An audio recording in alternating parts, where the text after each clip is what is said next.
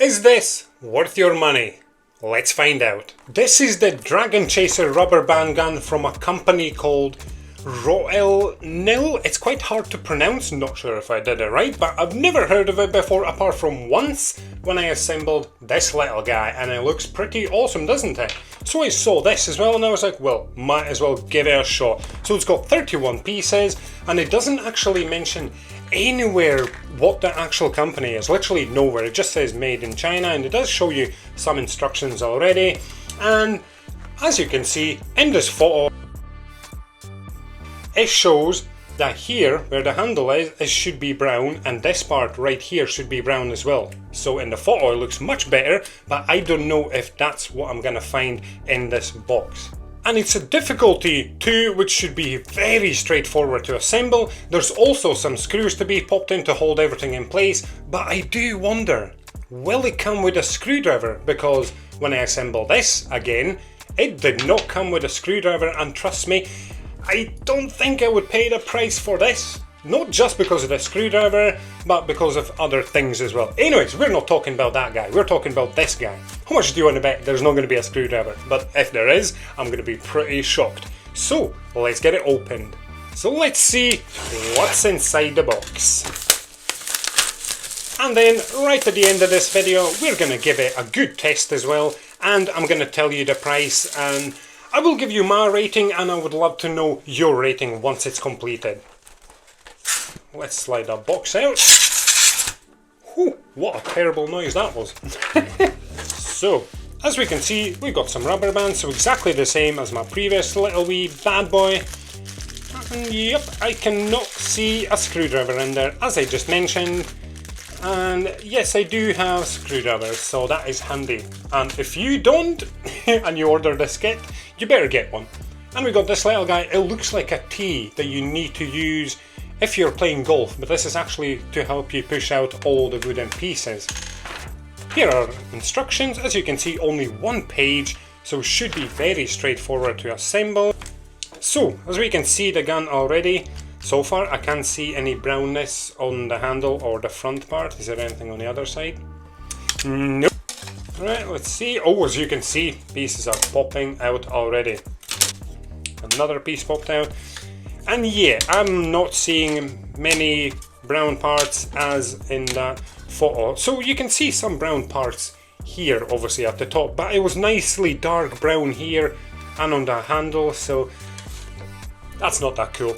Anyways, now let's go ahead and assemble it. So what I normally do is, when I look at the instructions, just to make life way easier, so when you look at this, basically step 1, so here it says A.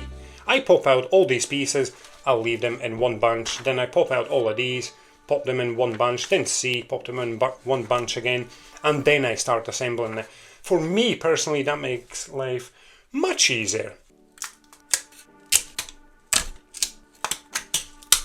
And just like with any other wooden model, we need to make sure we sand everything, every single connection, because when you look at this tiny little piece, look at that burr sticking out. We want to make sure we sand off everything. It's not just for the mechanics of the model, it's also for the looks and the feel of it.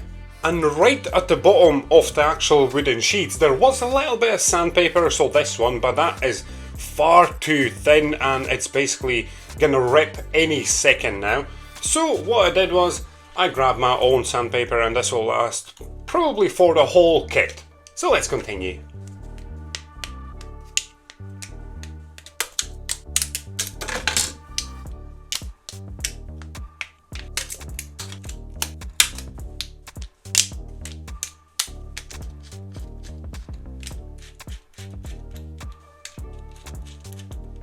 And here it is.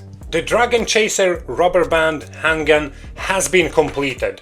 And normally at this stage I would go and test it before I leave any review about my kits, but I literally can't at this stage, and I will tell you why in just a minute.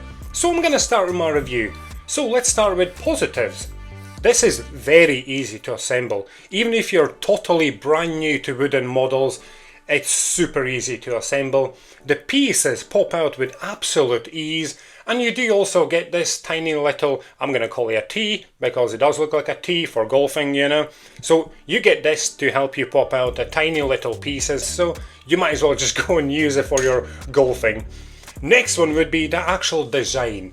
I like the design of this because it looks totally different. You don't really see these type of wooden models around, so that is a really nice wee bonus.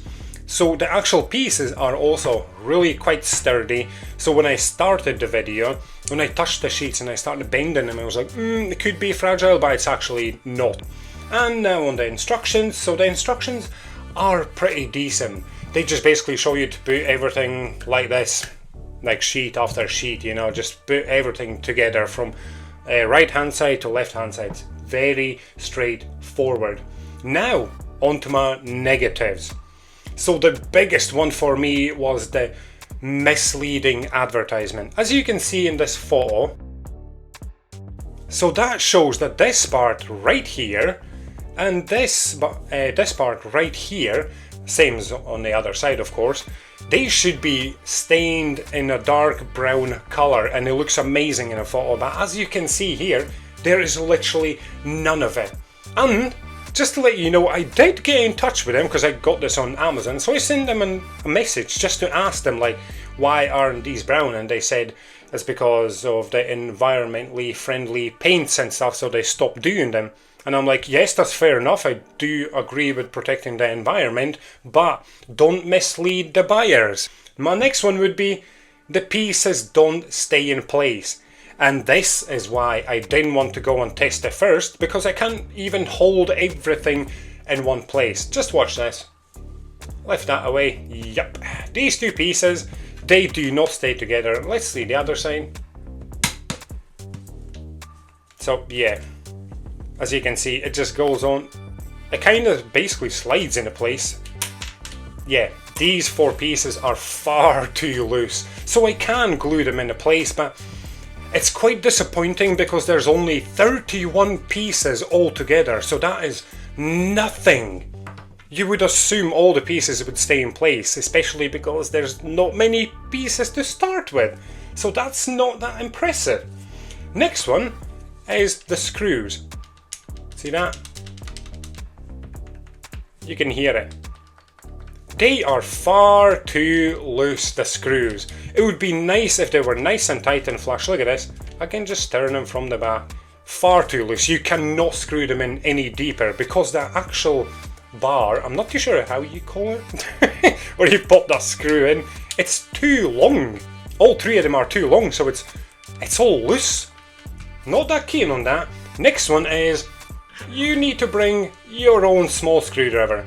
Normally in wooden pieces, if there are screws involved, a small screwdriver is always included. From what I've seen anyways, I'm sure there are some kits that don't include it, just like this one, but it is much nicer when everything is included, you see. Next one would be the sandpaper. So it did come with sandpaper, so that's great, you know. It came with this though. This is far too thin. I only did a few bits of sanding and it was basically starting to rip, so I'm like, nah. So I went and started using my own, and look at this, I used literally 3 pieces. There's 2, and here's my first one that I used, and that even ripped, and my sandpaper's much thicker. So yeah, this sandpaper is no use. And the last one, this is where the testing comes in, and then I'm gonna give you the price of this and my full rating. Right, so I'm gonna go and grab 6 rubber bands because there's 6 teeth on this wheel. I'm gonna pop them on and we're gonna test it out. So let's go and load it up. So here's one, rotate it back. Yep, there we go. Just need to get that correct click. There's our second one, third one. Whoa. No, it doesn't want to click into place, does it? Not easy to get it to click in the right place straight away. Requires quite a lot of fiddling. Nah. So that's my 5th one, and it doesn't want to go into place. Right, okay. So that's not that cool. Aha. Oh, nope. It just shot one out randomly.